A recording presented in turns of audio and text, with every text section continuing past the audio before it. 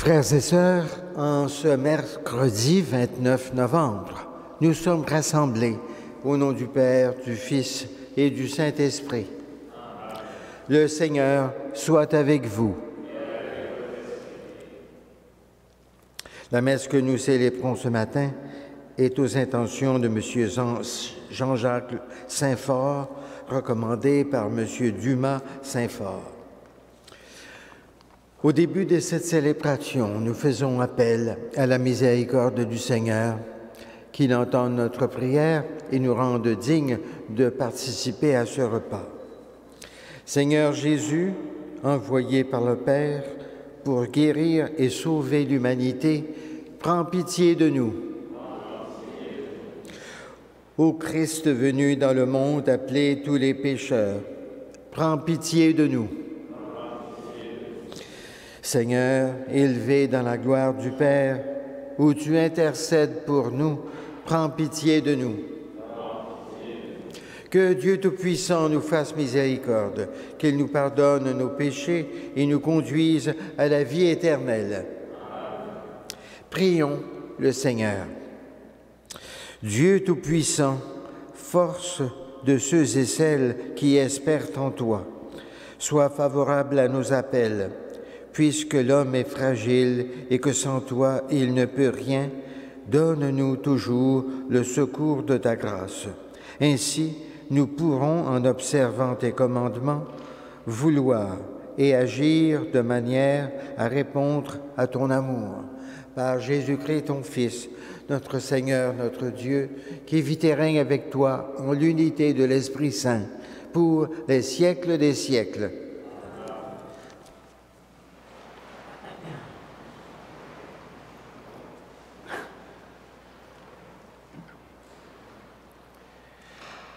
Lecture du prophète Daniel. En ces jours-là, le roi Balthazar donna un somptueux festin pour les grands du royaume au nombre de 1000, et il se mit à boire du vin en leur présence. Excité par le vin, il fit apporter des vases d'or, d'argent que son père Nabuchodonosor avait enlevés au temple de Jérusalem. Il voulait y boire avec ses grands, ses épouses et ses concubines.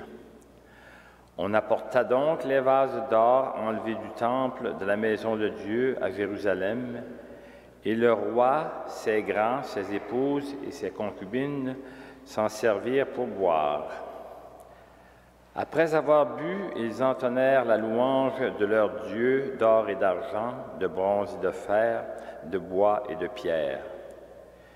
Soudain, on vit apparaître en face du candélabre les doigts d'une main d'homme qui se mirent à écrire sur la paroi de la salle du banquet royal. Lorsque le roi vit cette main qui écrivait, il changea de couleur, son esprit se troubla. Il fut pris de tremblement et ses genoux s'entrechoquèrent. On fit venir Daniel, le roi, et le roi lui dit, « Es-tu bien, Daniel, l'un de ces déportés amenés de Juda par le roi de mon père? J'ai entendu dire qu'un esprit des dieux réside en toi et qu'on trouve chez toi une clairvoyance, une intelligence et une sagesse extraordinaires. J'ai entendu dire aussi que tu es capable de donner des interprétations et de résoudre des questions difficiles. Si tu es capable de lire cette inscription et de me l'interpréter, tu seras revêtu de pourpre, tu porteras un collier d'or et tu seras le 3e personnage du royaume. » Daniel répondit au roi, « Garde tes cadeaux et offre à d'autres tes présents. Moi, je lirai au roi l'inscription et je lui en donnerai l'interprétation. Tu t'es élevé contre le Seigneur du ciel, tu t'es fait apporter les vases de sa maison, et vous y avez bu du vin, toi, les grands de ton royaume, tes épouses et tes concubines. Vous avez entonné la louange de vos dieux d'or et d'argent, de bronze et de fer, de bois et de pierre, ces dieux qui ne voient pas, qui n'entendent pas, qui ne savent rien. Mais tu n'as pas rendu gloire au Dieu qui tient dans sa main ton souffle et tous tes chemins. C'est pourquoi il a envoyé cette main et fait tracer cette inscription. En voici le texte. Menez, menez, Tekel ou Pharsine. Et voici l'interprétation de ces mots. Menez, c'est-à-dire compter. Dieu a compté les jours de ton règne et y a mis fin. Tekel, c'est-à-dire peser. Tu as été pesé dans la balance et tu as été trouvé trop léger. Ou Pharsine, c'est-à-dire partagé. Ton royaume a été partagé et donné aux Mèdes et aux Perses. Parole du Seigneur. Grâce à Dieu.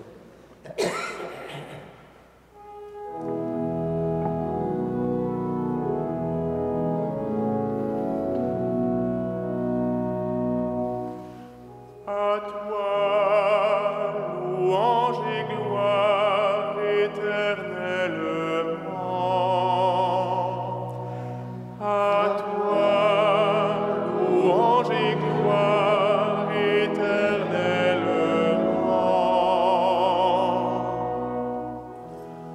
Vous le soleil et la lune, bénissez le Seigneur.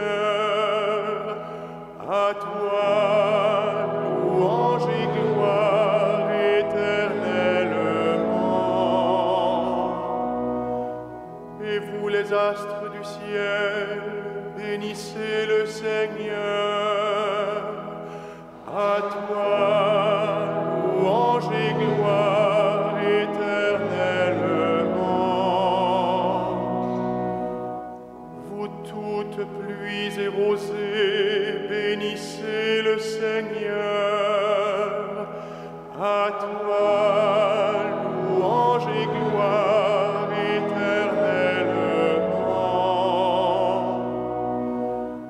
Vous tous souffles et vents, bénissez le Seigneur. À toi, louange et gloire éternellement.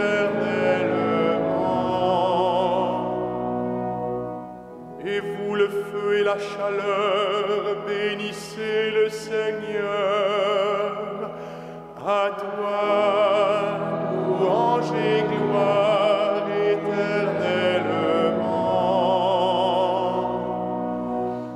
Et vous, la fraîcheur et le froid, bénissez le Seigneur. À toi, louange et gloire éternellement.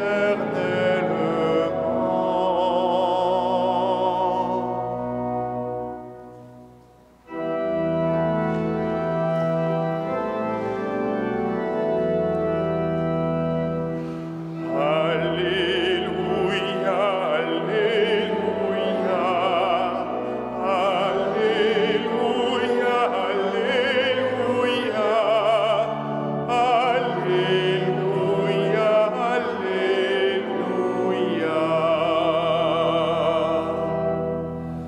Sois fidèle jusqu'à la mort, dit le Seigneur, et je te donnerai la couronne de la vie. Alléluia, Alléluia, Alléluia,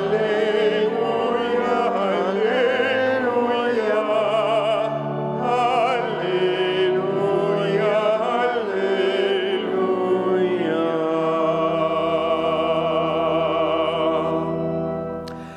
Le Seigneur soit avec vous. Évangile de Jésus-Christ selon saint Luc. En ce temps-là, Jésus disait à ses disciples, « On portera la main sur vous et l'on vous persécutera. On vous livrera aux synagogues et aux prisons, et on vous fera comparaître devant des rois et des gouverneurs à cause de mon nom. Cela vous amènera à rendre témoignage. Mettez-vous donc dans l'esprit que vous n'avez pas à vous préoccuper de votre défense. C'est moi qui vous donnerai un langage et une sagesse à laquelle tous vos adversaires ne pourront ni résister ni s'opposer. Vous serez livrés même par vos parents, vos frères, votre famille et vos amis, et ils feront mettre à mort certains d'entre vous. Vous serez détestés de tous à cause de mon nom, mais pas un cheveu de votre tête ne sera perdu. C'est par votre persévérance que vous garderez votre vie. Acclamons la parole de Dieu. Louange à toi, Seigneur Jésus.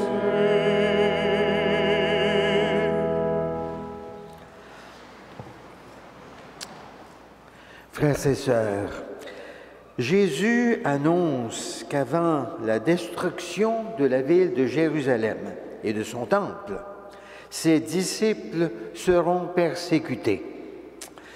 Oui, à ces disciples qui demandent à leur maître des signes de la fin du monde, Jésus répond que l'attente de la fin des temps est une épreuve avec ses persécutions et ses misères. Jésus précise que son nom même deviendra un signe de contradiction. Son nom sera bafoué et rejeté, car le nom est le symbole de la personne même. Et quelques années plus tard, les disciples sortiront du grand conseil qui les tenait en procès, tout remplis de joie d'avoir été jugés dignes de supporter des outrages à cause du nom de Jésus. Mais nous pouvons nous demander pourquoi les apôtres sont remplis de joie, même dans la souffrance pour le nom de Jésus. Pour les apôtres, la persécution est une chance, est une joie, parce que c'est une occasion de proclamer la bonne nouvelle de Jésus. Saint Paul le dira souvent combien ces emprisonnements lui ont servi à évangéliser. Surtout, un moyen paradoxal de s'adresser aux plus hautes autorités de son pays pour faire connaître les enseignements de Jésus. Encore aujourd'hui, devant tout ce nous pouvons entendre de négatif sur la personne de Jésus et ses enseignements, nous ne devons pas avoir peur de nous présenter comme ses disciples et des chrétiens fidèles et fiers pour ce que Jésus nous a apporté. Et devant la persécution et l'incompréhension, nous n'avons pas à nous inquiéter, car c'est Jésus lui-même qui peut nous inspirer quoi dire et comment nous comporter. N'oublions pas que la plupart des apôtres et les premiers chrétiens étaient des gens sans instruction, mais ils étaient habités par une sagesse, un bon jugement et un optimisme sensationnel qui en étonnait plusieurs. Jésus termine en disant « Pas un cheveu de votre tête ne sera perdu. C'est par votre persévérance que vous garderez la vie. » Oui, les premiers chrétiens étaient remplis de patience et de persévérance. Et surtout, ils étaient persuadés qu'en marchant vers la fin du monde et en se préparant à leur propre mort, ils s'acheminaient vers la vie en plénitude qui n'aura pas de fin. Rendons grâce à Dieu qui, par-delà toutes les difficultés de la vie que nous pouvons connaître, Dieu nous assure la vie éternelle. Amen.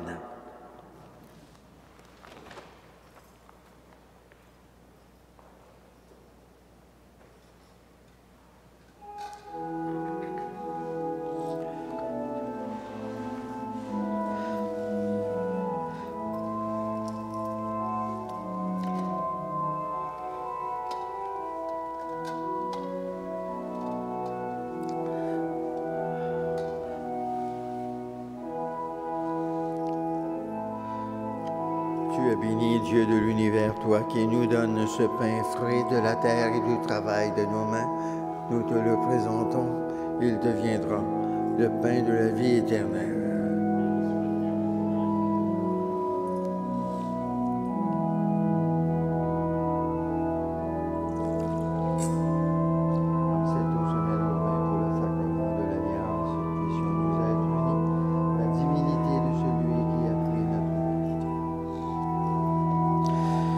Tu es béni, Dieu de l'univers, toi qui nous donnes ce vin, fruit de la vigne et du travail de nos mains. Nous te le présentons.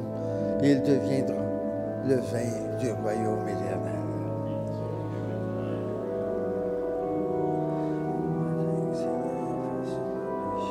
Amen.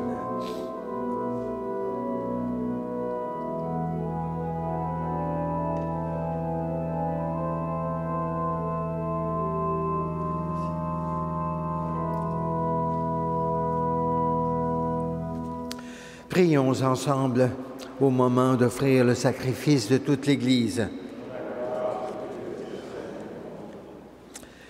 Tu as voulu que nous trouvions, Seigneur, dans les biens que nous te présentons, les nourritures de cette vie et le sacrement d'une vie nouvelle.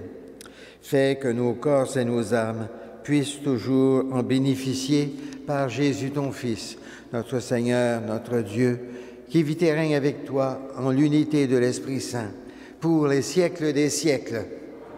Le Seigneur soit avec vous. Élevons notre cœur. Rendons grâce au Seigneur notre Dieu. Vraiment, Père très saint, il est juste et bon de te rendre grâce, toujours et en tout lieu, par ton Fils bien-aimé, Jésus le Christ, car il est ta parole vivante par qui tu as créé toutes choses. C'est lui que tu nous as envoyé comme Rédempteur et Sauveur, Dieu fait homme, conçu de l'Esprit Saint, né de la Vierge Marie, pour accomplir jusqu'au bout ta volonté et rassembler du milieu des hommes un peuple saint qui t'appartienne. Il étendit les mains à l'heure de sa passion afin que soit brisée la mort et que la résurrection soit manifestée. C'est pourquoi, avec les anges et tous les saints, nous proclamons ta gloire en chantant d'une seule voix.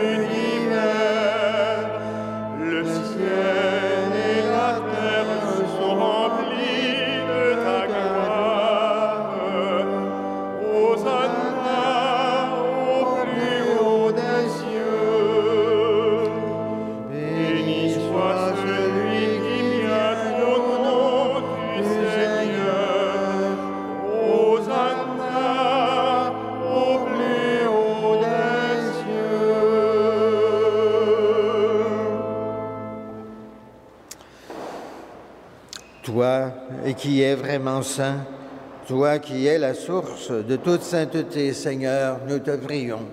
Sanctifie ces offrandes en répandant sur elles ton esprit, qu'elles deviennent pour nous le corps et le sang de Jésus, le Christ, notre Seigneur.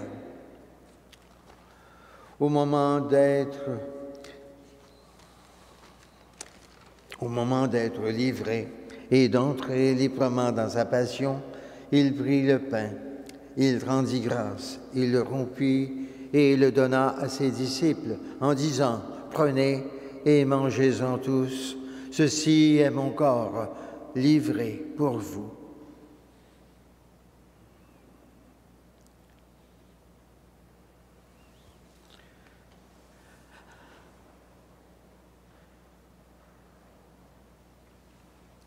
De même, à la fin du repas, il prit la coupe. De nouveau, il rendit grâce. Il la donna à ses disciples en disant « Prenez et buvez-en tous, car ceci est la coupe de mon sang, le sang de l'alliance nouvelle et éternelle, qui sera versé pour vous et pour la multitude en rémission des péchés. Vous ferez cela en mémoire de moi. »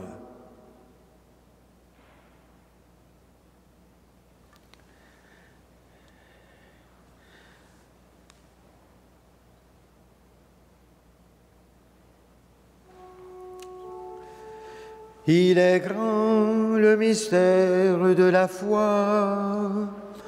Nous proclamons ta mort, Seigneur Jésus. Nous célébrons ta résurrection. Nous attendons ta venue dans la gloire.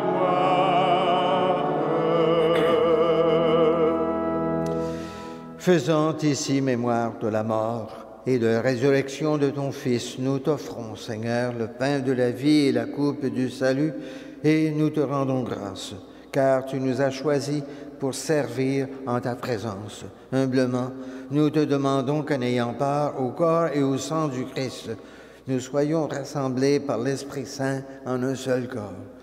Souviens-toi, Seigneur, de ton Église, répandue à travers le monde. Fais-la grandir dans ta charité avec notre pape François, notre évêque Christian et tous ceux qui ont la charge de ton peuple. Souviens-toi aussi de tous nos frères et sœurs qui se sont endormis dans l'espérance de la résurrection et de tous les hommes qui ont quitté cette vie. Reçois-les dans ta lumière auprès de toi.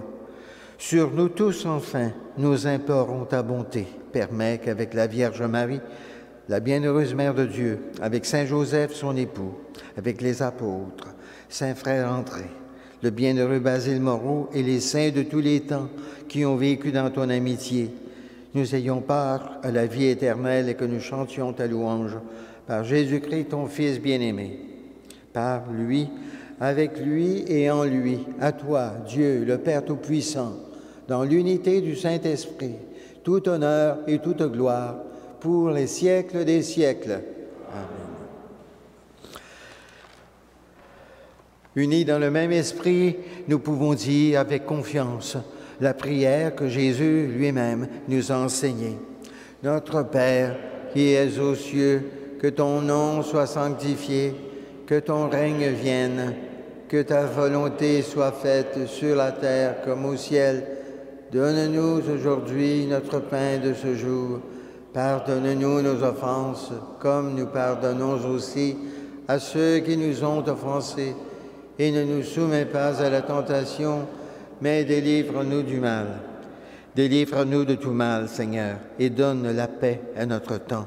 Par ta miséricorde, libère-nous du péché, rassure-nous devant les épreuves en cette vie où nous espérons le bonheur que tu promets et l'avènement de Jésus-Christ, notre Sauveur. Car c'est à toi qu'appartiennent la puissance et la gloire pour les siècles des siècles. Seigneur Jésus-Christ, tu as dit à tes apôtres, « Je vous laisse la paix, je vous donne ma paix. Ne regarde pas nos péchés, mais la foi de ton Église, pour que ta volonté s'accomplisse.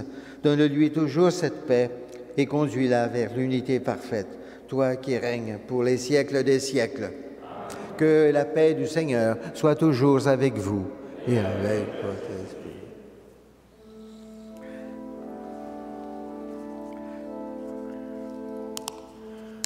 Agneau de Dieu qui enlève le péché du monde, prends pitié de nous.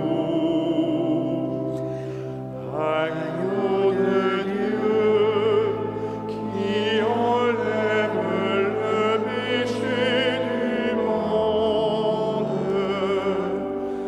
donne-nous la paix.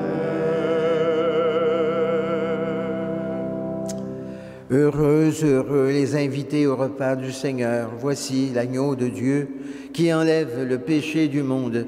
Seigneur, je ne suis pas digne de te recevoir, mais dis seulement une parole et je serai guéri.